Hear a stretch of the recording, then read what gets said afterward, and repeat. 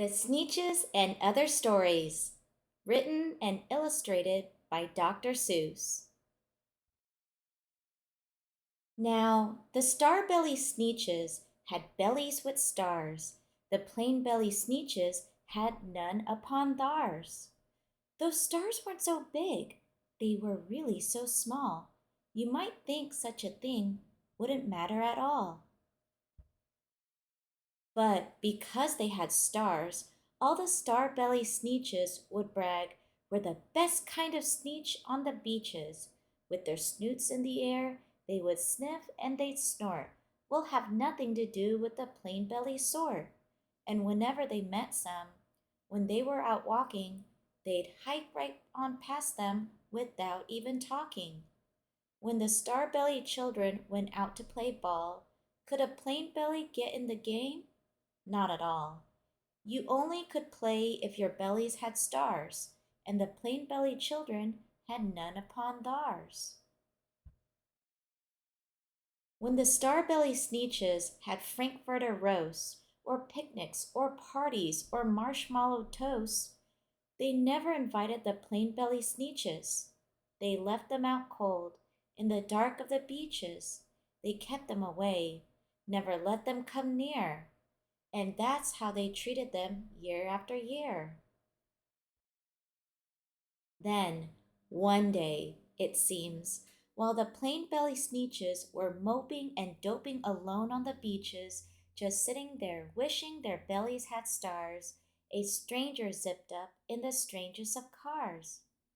"My friends," he announced in a voice clear and keen, "my name is Sylvester McMonkey McBean, and I've heard of your troubles. I've heard you're unhappy, but I can fix that. I'm the fix-it-up chappie.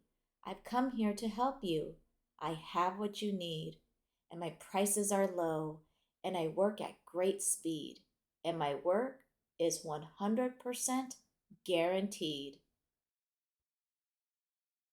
Then quickly, Sylvester McMonkey McBean put together a very peculiar machine, and he said, "You want stars like a Star-Belly Sneetch? My friends, you can have them for $3 each. Just pay me your money and hop right aboard." So they clambered inside. Then the big machine roared, and it clonked, and it bonked, and it jerked, and it burked, and it bopped them about. But the thing really worked.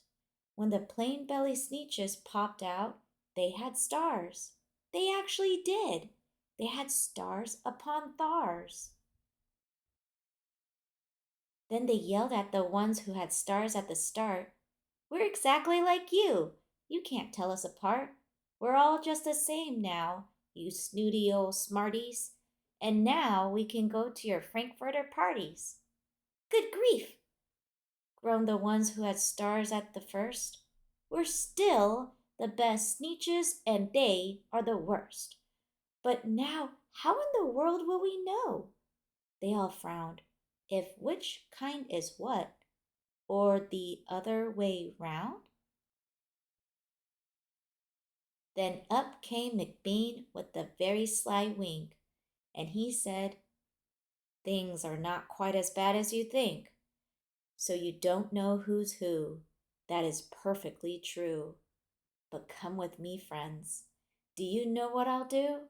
I'll make you, again, the best Sneetches on beaches, and all it will cost you is $10 eaches." "Belly stars are no longer in style," said McBean. "What you need is a trip through my star-off machine. This wondrous contraption will take off your stars so you won't look like Sneetches who had them on theirs." And that handy machine, working very precisely, removed all the stars from their tummies quite nicely.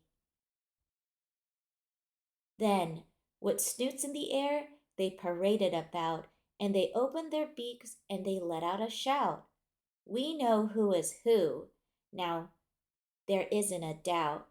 The best kind of Sneetches are Sneetches without." Then, of course, those with stars all got frightfully mad. To be wearing a star now was frightfully bad.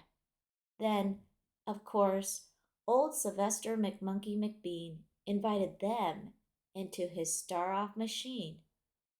Then, of course, from then on, as you probably guess, things really got into a horrible mess. All the rest of that day, on those wild screaming beaches, the fix-it-up chappie kept fixing up Sneetches. Off again, on again, in again, out again. Through the machines they raced round and about again, changing their stars every minute or two. They kept paying money.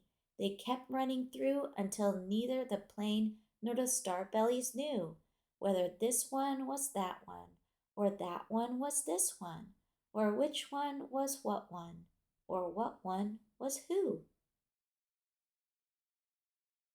Then, when every last cent of their money was spent, the fix-it-up chappie packed up and he went, and he laughed as he drove in his car up the beach. They will never learn. No, you can't teach a Sneetch. But McBean was quite wrong. I'm quite happy to say that the Sneetches got really quite smart on that day.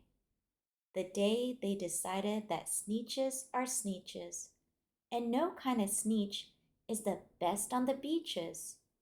That day, all the Sneetches forgot about stars, and whether they had one or not, upon theirs.